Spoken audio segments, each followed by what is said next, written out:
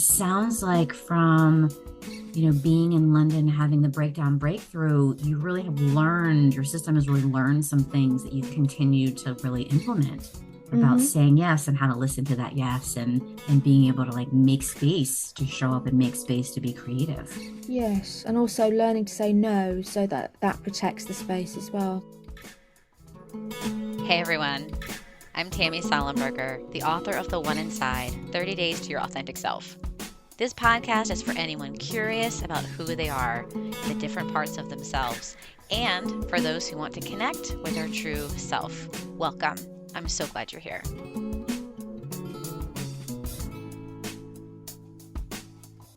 I am so excited today to talk to Emma Redfern, and I feel like everybody knows who you are, and I was one of the last people to know who you are, which I think is kind of funny because that's kind of part of me is like, that's not how it usually works. But I was like, I didn't know who you were until I think your second book came out.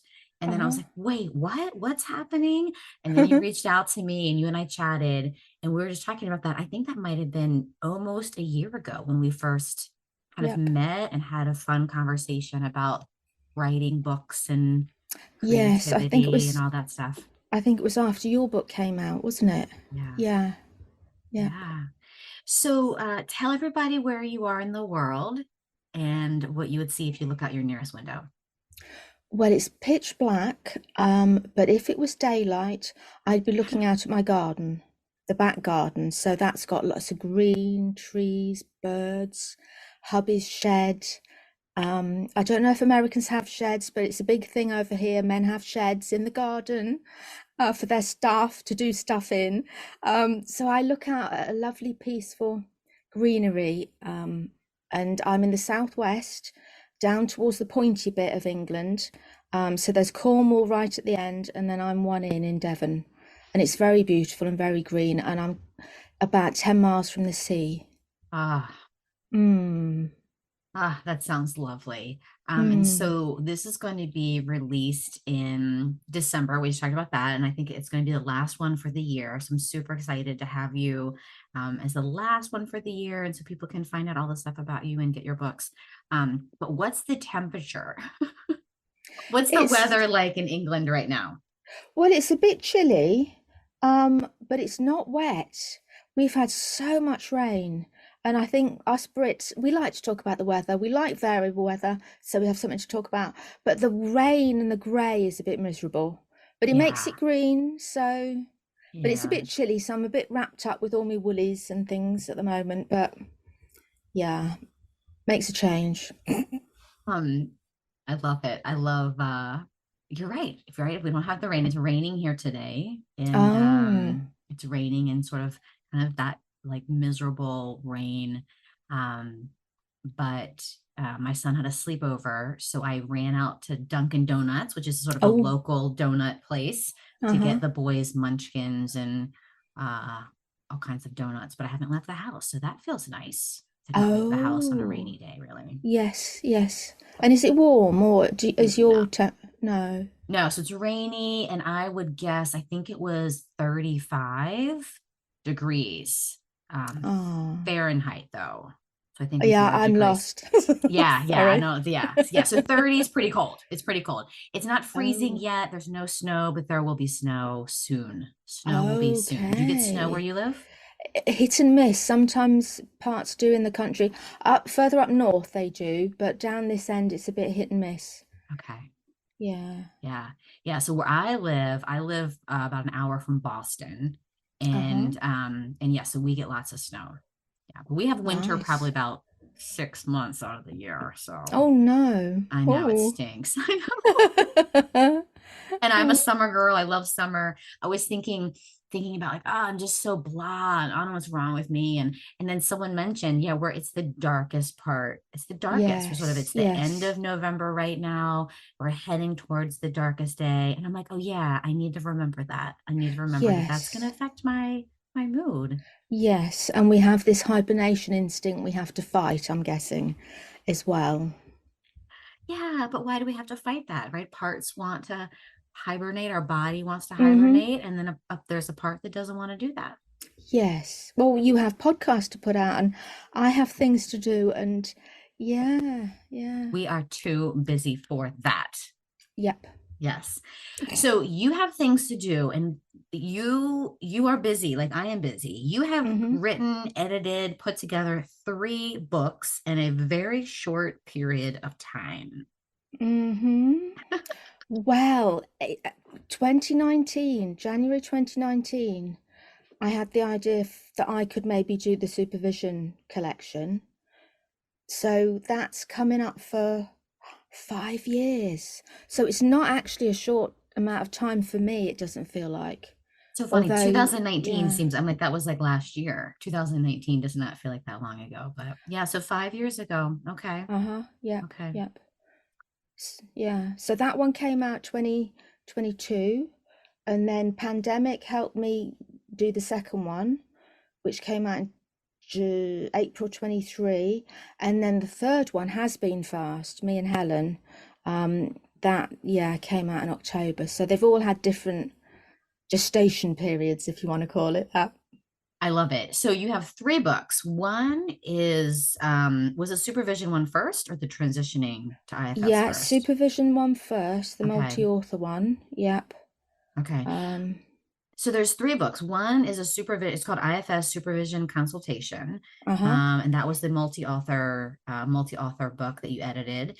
And then there's a book called Transitioning to IFS, which I think is brilliant, which is about like someone like me who had Mm-hmm. been a therapist for a long time, learned IFS, fell in love with IFS. And then there's this weird, funky time to transition to Yeah, IFS where you yeah. actually feel like you have no idea what you're doing. You don't even remember what you did before, and you're just staring at people like I have no idea what to do. Yeah, absolutely. Yep. And Yep. then the third book that just came out is called Freeing Self, IFS Beyond the Therapy Room.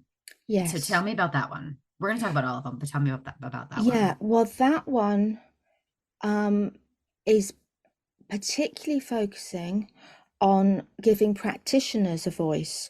So people that aren't trained therapists but use IFS in business, like Helen, the co-editor with me, or in their physiotherapy practice, or working with groups doing polyvagal and art, externalizing, or in schools, or Ty Cutner, who I know you've talked to, online with black men and boys and in schools again. So it's giving them some um, A voice. a voice, yeah, a place in on people's bookshelves, and hearing talk to you about it, Yeah. and it's all around the world. So we have a section from New Zealand, then a section from America, and then a section from Australia, and then a section from UK and Europe. So it's kind of like also showing that IFS goes beyond America and out to different, parts in the world. Beautiful. Like beyond the therapy room, beyond the therapy office, and Mm-hmm. beyond America. Yeah. And you've mentioned Helen. So let's talk about Helen Foote and this, and back up and tell me about attending her, who she is, and then tell me about attending her conference and sort of what that did for you and how that sparked something for you. Yeah, well, again, pandemic was helpful, because I got to go to the IFS online conference in 2021, which was online, and I went to Helen's workshop, and she was looking out on her mountains and her water in New Zealand, and she was doing kind of what I was doing about helping people think about IFS in their context and all those sorts of things. So I reached out to her and we got chatting, and this book came out of that. So she found some of the contributors, I found some of the contributors, and she's the first chapter, and she is a businesswoman. So she works in health business, as a project manager, independent consultant, and she uses IFS in her way in those settings. Wow. So I was just really inspired. Yeah. Yeah. I love it because it really does remind us. I mean, I think we know it. Well, I guess I can speak for myself. Like I know it intellectually, but when I hear something like that, it really reminds me that IFS is not just a therapy model. Hmm. It's a way of life. It's a way of thinking. It's a way of being. And I think that is, sometimes maybe really helpful for my system to remember it's not just the work, it's just not my job. Like it's actually a way Mm, of being yes, and a way of being with people and groups and organizations and in my own each other self. and ourselves. Yeah. Yep, Yeah. absolutely. Beautiful.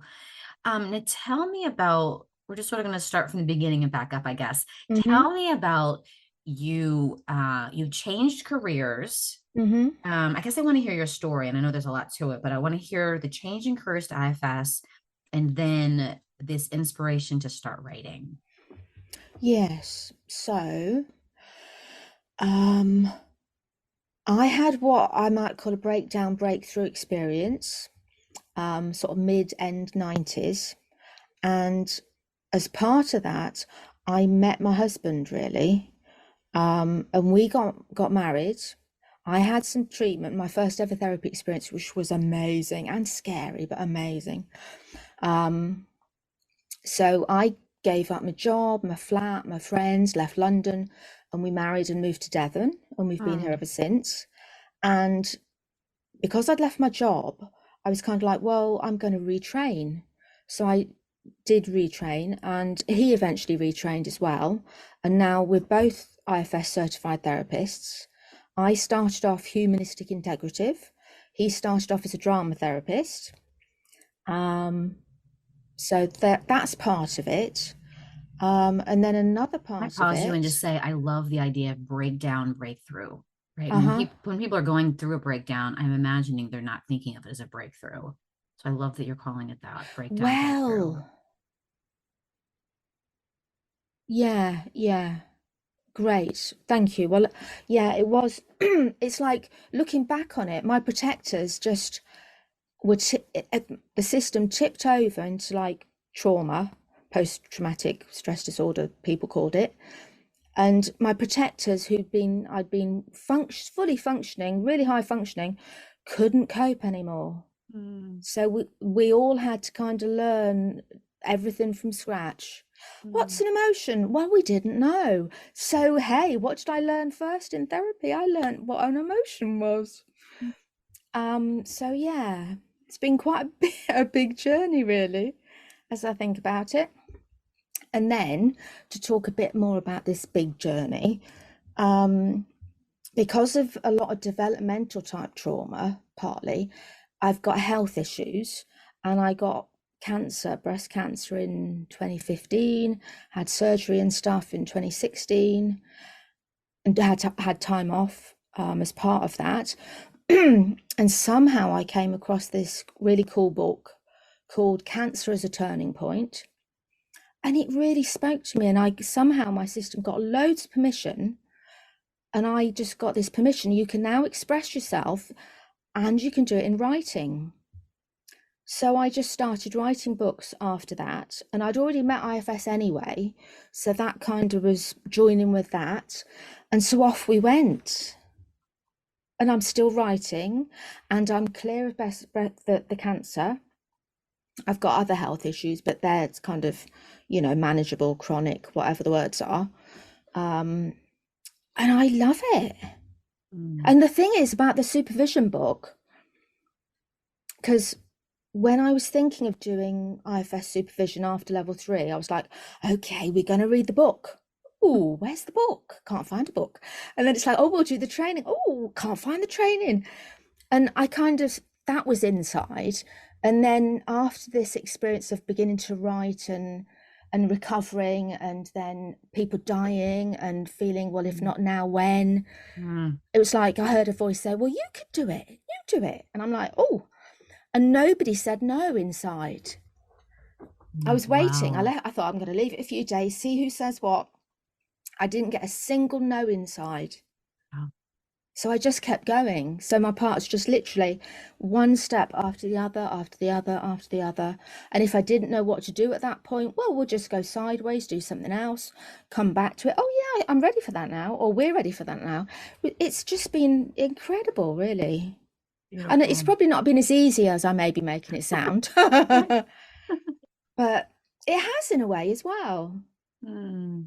Mm. And I expect with your writing, when a book idea finds you, or it's like it's your book idea, you either do it or you let it go to somebody else. And it feels nice to say, okay, yeah, we're doing it, aren't we? And then all these wonderful people came on board, and our momentum together brought, yeah, these books to fruition. I love it. You talk about, I think I want to say I have this part of me that's like, I really love the idea of like, you're like, yeah, I just left London, left my friends, left my job. I moved here. It's so beautiful in my garden. Like, I'm like, there's a part of me that's like, loves that idea, right? Like, Mm-hmm, mm-hmm. just, yeah, so I think I just want to say that because part of me is stuck on that. Okay, well, I think maybe that's another, like my system knows when something's right. And so meeting my husband, I'd never expected to get married. It just wasn't something that was going to happen to me, really. And I was perfectly happy with the job, the career, friends, church, whatever. And then we met, and it's like, oh, and suddenly this possibility. And again, I just followed my instinct or whatever. Mm, And yeah, so mm. following prompts, I guess. How do you know? We're going to get back to the writing, so I want to talk about that. But Mm-hmm. how do you know to trust your instinct or that yes, and kind of like, instead of listening to the parts that are scared or the parts that are, how do you know to trust that instinct? Because it's bigger than the no. It's kind of comes from a more centered core place and is somehow bigger than the Mm, nose. mm, Is mm, is can I say anything else about that? Um, well, it just feels right. mm. Yeah. Um,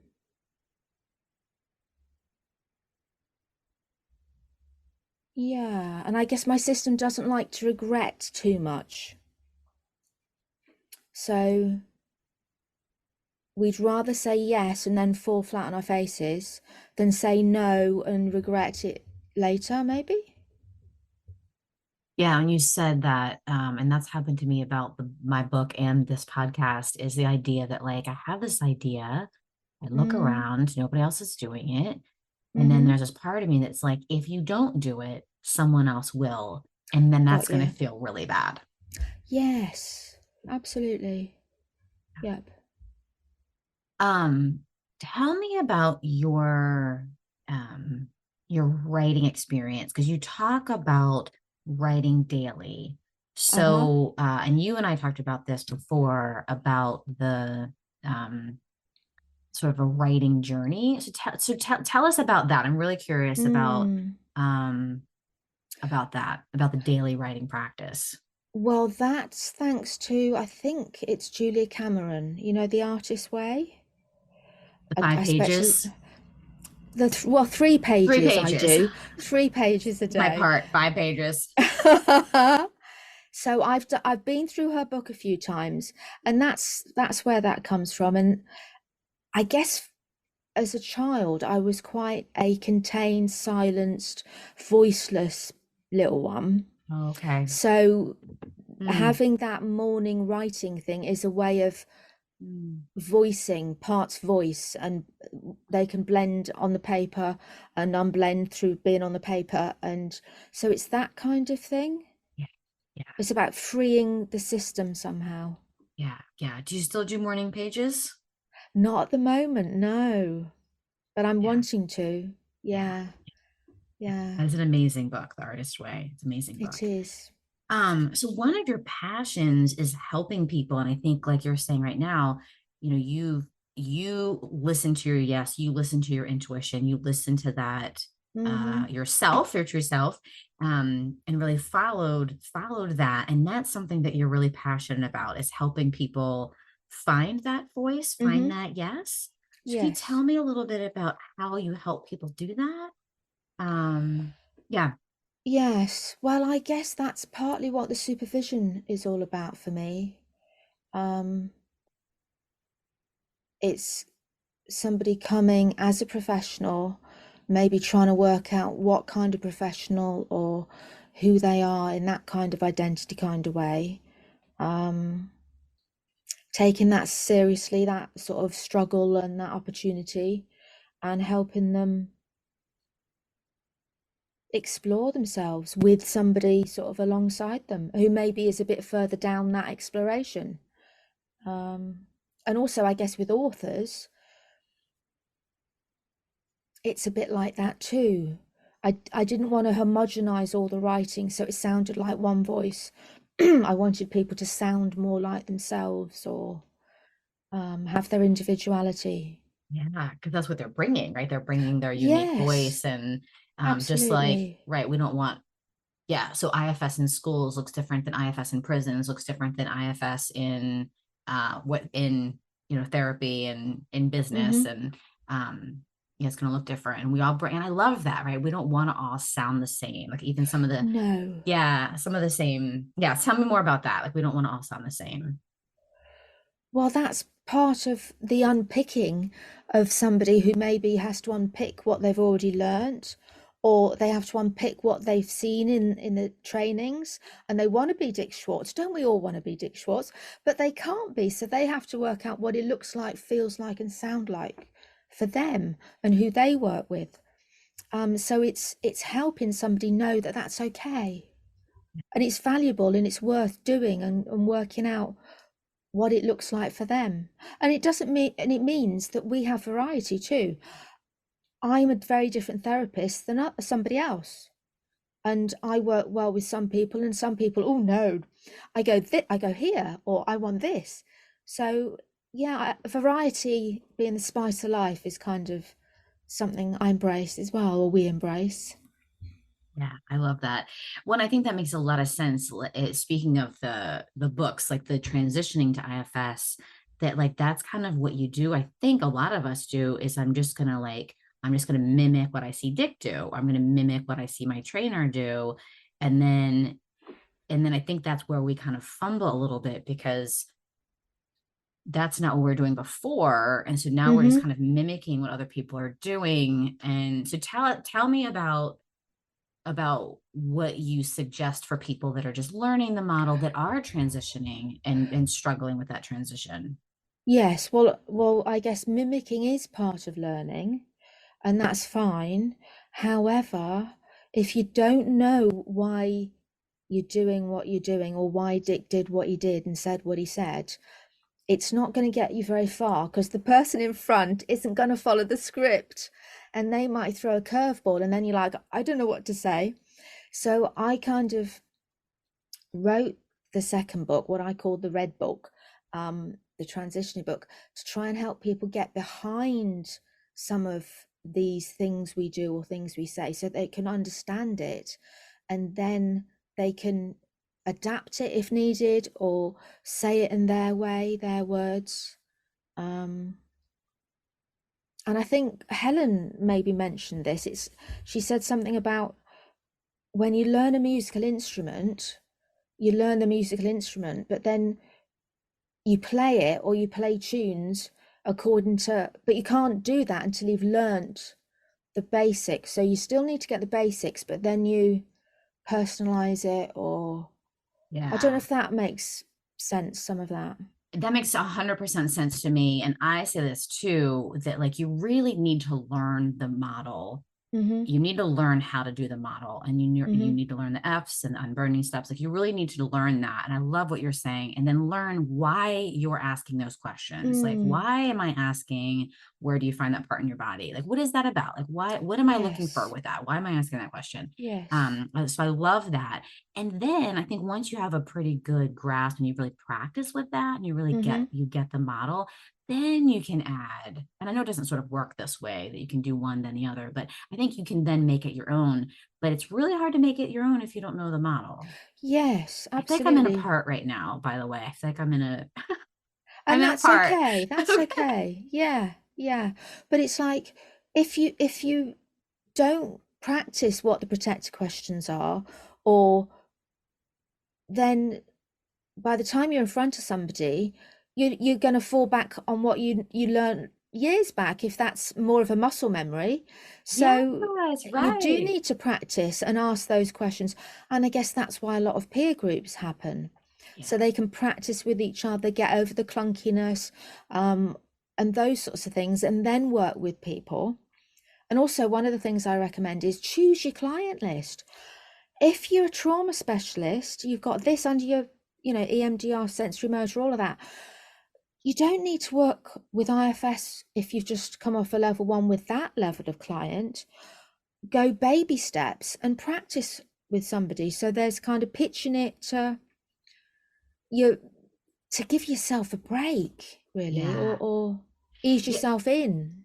Yeah, my so Chris Burris was my level 1 trainer, and Mm-hmm. he said, right, like you practice, he was talking about riding horses, and that you Mm. and that you would, like, if I've never ridden a horse before, I'm not going to jump on a horse that's like the hardest horse. I'm going to jump on like a Yes. little pony, and maybe just Yes. sort of doing the same thing. Like, try it with some of the clients where it feels like you have a little bit more of a buy-in, like you feel like they can, Yes. like, they kind of get the language. Like, try it with those clients first. Like, you don't have to sort of try it Yes. with everybody at the same time, but get that, get the Absolutely. parts that are really excited, and the parts of us that are excited, and the parts of us that are like, I learned this new model, or I just took this workshop. Mm. Or, I've had a couple people contact me, like, I did a 1-day training with Frank Anderson, and so I know IFS now, and I want consultation. Like, I had someone say, I did a level 1 training with Frank. And so when I met them, I was like, you did a 1-day training. Right? I was Oh, like, oh, that's different. that's different. Yeah. Oh, I love the horse idea. Yes, Yeah. absolutely. Yeah. If you can't swim, don't jump in the deep end until you've had a paddle, maybe. I love that. Yeah, that's a good. Yeah, and I think maybe we can then work with the parts of us, like the parts of us that are Mm. like, I want to do it well and perfectly and with everyone. And those Mm-hmm. parts that Mm-hmm. are so excited, or have an urgency, or a helping, or a fixing, or, work with all those Yes, therapist parts, which is another reason why we absolutely. need peer groups, work with our Yes, therapist yes. Or parts. supervisors that can help us Yeah. spot them, welcome them. Yeah. Yeah, beautiful, beautiful. So what about this idea of, because you and I talked about this, about having these creative ideas, whether it's writing, or, whatever it is, that, or doing workshops, or doing online courses, Mm-hmm. or whatever sort of the ideas that we have, the sort of creative ideas, and the parts that either get in our way or stop us from putting out our voice, our creativity out Mm. into the world. Well, I was thinking about this before this conversation, and I was thinking, just because we know about self-to-part relationship doesn't mean we should be able to do everything. Because if our parts don't want to, then why should they? Or why should we? Do you know what I mean? So I guess part of my journey has been learning that I'm never going to make a whatever or a whatever, but I can do this bit. And my parts are beginning to accept, not accept limitations, but sort of accept limitations, because that's part of self-leadership, talking to the parts and having them. I guess I'm a bit of a realist or a pragmatist. So I'm hearing you say two things. I'm gonna see if I'm getting this right. Like, the idea of, and my therapist, I feel like, tells me this all the time. Like, the part's not wrong, right? So it's not like my part says, "Hey, this person is not a good person for you," and me saying, "Well, I just have to be with that part, and, unblend from that part, and then go be with this person." Like, no, like, that part actually has good information. That part has wisdom. Absolutely. I think that's what you're Yes, saying. Is that it is. okay? Yes, their no can be listened to. It doesn't have to be IFS'd away so that, you know, yeah. But you said it IFS much away. better. No, I like that. It doesn't have to be IFS'd away, right? Because I think there's a little bit of that in me that, right, that even though I know this isn't true, that like parts are bad, self is good. Like I know that's not true, but I Mm. do think that sort of like there's something in me that will either minimize a part or invalidate or like, well, that's just a part, so I don't have to listen to it Mm-hmm, instead mm-hmm. of that part has wisdom for me. Mm. Yes, and even if other parts don't agree with it, I often tell supervisees multiple realities is part of IFS as well. Self can bear multiple realities. The parts might struggle with multiple realities, but self doesn't. And so it's about somehow living with that multiplicity inside without overriding that part by that part or colluding with that one or siding with that one or um so it's not easy what we're talking about. Oh, that's Um, so good. Okay, so that's so beautiful. So it's not just that I'm multiple because I have multiple parts and my personality is made up of parts and self, then we're multiple, but that actually there's multiple realities, that my parts actually live in these mm-hmm, multiple mm-hmm. realities. And I think that is so true that for me, there's something in me that wants it more black and white and wants it more simple and maybe has a hard time Mm, tolerating or something feels really uncomfortable with the yes. idea of multiple realities. Yes, that makes sense. Yeah, absolutely. Yeah, that's really beautiful. I love that. I love that. Yeah. I'm like, this is very helpful for me. Uh, Well, that's what supervision does, right? Like, if this supervision can absolutely, help us and yes. we need it so And much. also, I'm having fun, and that's a big part of IFS for me as well. The Mm. the right to be playful, because it's one of Yeah. the self-leadership qualities. Yeah, yeah. And I love that. And when we can bring that playfulness in, there is something Mm, about when I learn the model, I know the model really well, I practice the model really well, and then I can bring myself, my personality and my flair and my humor and my mm, fun and playfulness together. Like that really yes. is that keeps us from being burned out. And that really gives us such a beautiful, like gives us a beautiful experience being the therapist or practitioner. And I Mm-hmm, think it really mm-hmm. helps our clients have that experience. Absolutely. And it's modeling that they can be who they are, Yeah. Yeah. parts and all. Yeah. Beautiful. So tell me what you're working on now, because I know that you've got a writing, you're doing a writing project now. So tell me about that. Well, I started writing a couple of books before these three came, took off, took me over, as it were, or so I'd like to get back to one that's more about curiosity.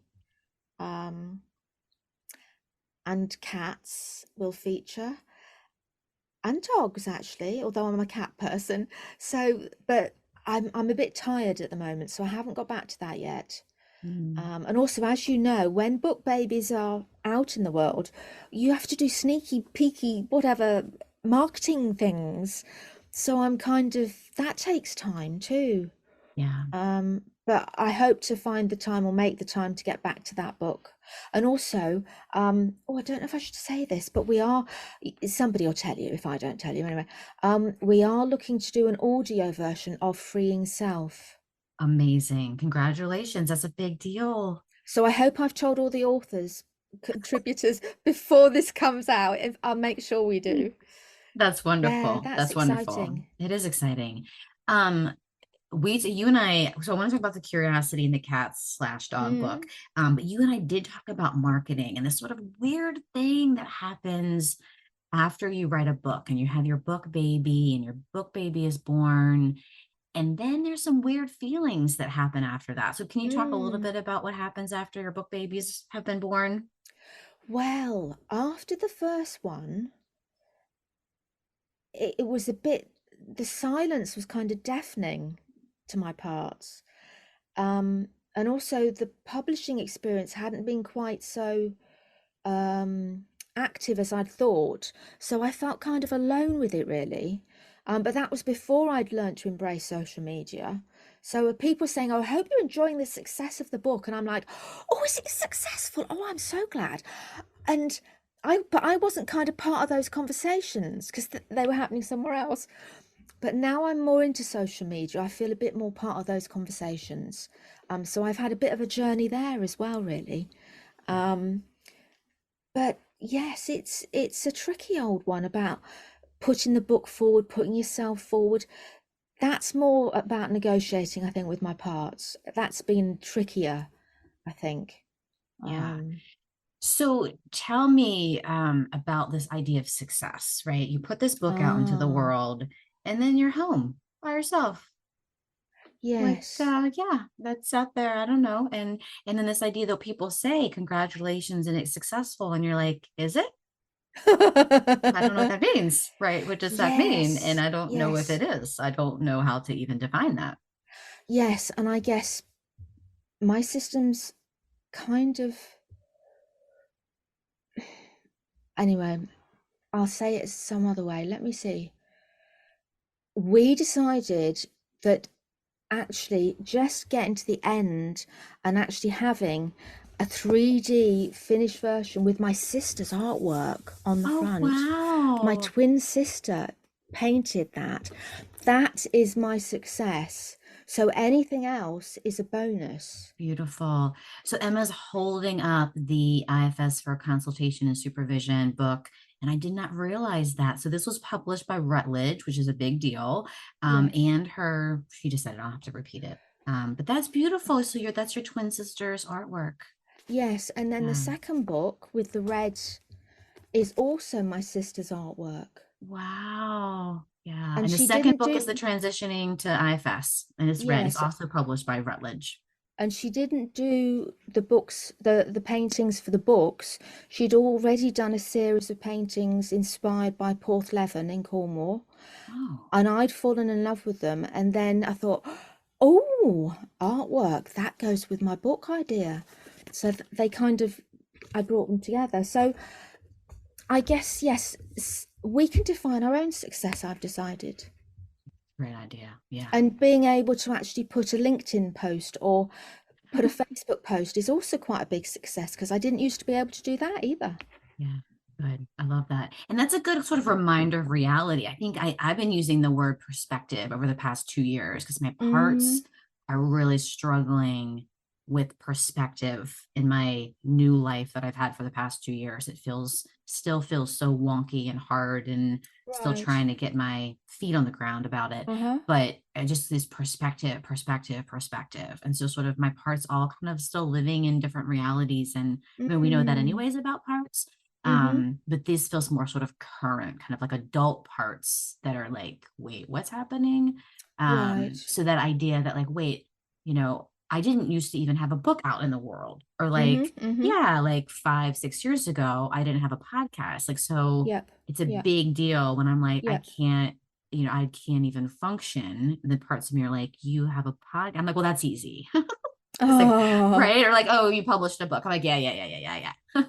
Like you know what I right. mean? Right. They're like that you put a right, like you an Instagram post or like I had to figure all that stuff out. You had to figure that Yes. stuff out. And so really reminding your parts, I'm speaking to myself and Mm-hmm. Mm-hmm. maybe to the listeners if they sometimes something feels easy to them now, sort of reminding like, hey, Mm. wait a minute, at one point that was not easy. At one point I had Yes. to learn to do that. At one point I didn't Yes. have a book out in the world. I didn't have a Yes.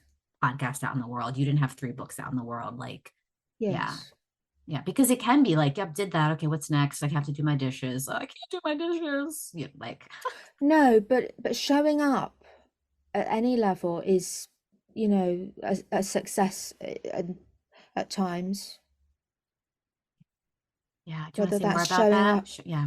whether it's showing up on the inside or showing up for people around you. Mm, That is success too. that's beautiful. Next year, I shall be doing some more workshops for an online events organization, and that's a self-select fee. So they've got a, quite an ethical basis to that, in line with my professional body's ethical framework and so on. So that's a really lovely organization that I'm going to do a few IFS workshops and collaborations with a colleague. And then interestingly, I just met today with a colleague in Ireland, who's really keen to do a podcast with UK, and she's in Ireland and I'm in the UK. So watch that space or listen to that space or whatever the phrase is. So it feels like things are almost like I'm moving into a new phase. But then I guess, we don't like being bored. No. And creativity kind of is a virtuous cycle. Yeah. I love it. Right. Well, you're showing up, right? You're sort of showing up. And so, Yes. yeah, there's this new podcast and there's workshops, and you're just continuing to show up. And it sounds like from, being in London, having the breakthrough, you really have learned, your system has really learned some things that you've continued to really implement about Mm-hmm. saying yes and how to listen to that yes, and being able to like make space to show up and make space to be creative. And that looks different. Yes. It changes. Yes. And also learning to say no so that that protects the space as well sometimes. Oh, I hear that. I hear that. Still have parts that have a hard time doing that. And then all of a sudden I'm like, I'm not doing anything that I want to do. Right. Like I'm doing all these Mm, other things. And wait a second. I mm, definitely have those parts that come up. mm-hmm, mm-hmm, Yeah. Back up for 1 second before I ask you that mm-hmm. last question. Tell me about the curious cats. Well, my vision of this book is something like celebrating counseling, curiosity, and cats. 9 chapters, each one named after a cat saying, um, like curiosity killed the cat, or um, anyway, and each chapter will look at a different facet of IFS. And the dog bit comes in because there's a chapter about fighting like cat and dog, because curiosity and dogmatism are sort of like a bit mutually exclusive. So that's a chapter I've kind of dipped into a bit. And Dick Schwartz actually, Little yeah, polarizing chapter. Dick, Yeah. Dick Schwartz actually gave me the idea for that, when I had a little chat with him one time. Um, but that's been gestating over such a long period. I think my writing style's changed, and I I often write very blended and then unblend and then write more and unblend and write and unblend. So that's still got a ways to go yet. But I'm hoping to have illustrations of nice cats in some way. Um, but who knows? That sounds so fun. I love that. I love that. Mm, So, how can people find out about you and hear more about when you publish your cat story? yes. Well, my website is emmaredfern.co.uk. So I try and post things there, or there's an email system on that website, and I'm open to being contacted. Right. Yeah, or social Great. media on LinkedIn, um, or yeah. Great. Okay. And then if you were not, so last question, if you were not doing all the things that you're doing and you had to do something different, what would you do? Well, if I just had another career, my husband says I should be a food writer because I love food, I love cooking, and I like writing, so that would combine nicely. But if I had to start over again, oh, I think I'd want to be in musical theatre, moving people to tears and singing at the top of my voice and that kind of thing. That would, yeah, if I did it over again, I'd maybe. But then, yeah, who knows? Who knows what the next chapter will be? You might be, Yeah. yeah, food critic, musical theater on the side. Well, Emma, this is great. I'm so glad we finally did this. And it's been great Me to talk to too. you. And let me know when the podcast comes out, whenever you decide to do that. Or if you have any questions, I'm more than happy to talk through anything about Oh, thank podcasting stuff. you. Yeah, of course, of course. Thank you. Yeah. And thanks for Great. doing this with me and Pleasure. yeah, and reaching out so long ago. Well, you've been busy too, Yeah. Yeah. interviewing all those wonderful people with Jenna's book. Yeah, yeah. So did that, which was great. I feel like it gave me, I had a part that was sort of kind of feeling yucky and not about the podcast and just sort of not wanting to do it. And that really got me motivated and got me back into Mm, sort of creativity. And so I'm feeling really good about it now. And now it's like, great, great. why I get to talk to people and meet people. And It's amazing. It's what an honor and gift to be able to do this. Mm, That's what it feels like right now. yeah, thank you. Thank you. Yeah, I'm glad to be here. Thanks for hanging out with us today. If you like this episode, please subscribe, rate, like, all the things. My book is available at your favorite independent bookstore or all the places books are available. You can also visit my website, tammysallenberger.com, where you can download a free meditation on getting to know your should parts. You know, there's parts of you who remind you of what you should be doing. They sound a bit critical at times. Yes, we all have them. You can follow me at IFS Tammy on Instagram and Twitter and the One Inside Facebook page. I'm so grateful for Jack Reardon, who created the new music. Jack is a graduate of Derek Scott's IFS Stepping Stone program. Thanks, Jack, for getting me. And to you, thanks for listening.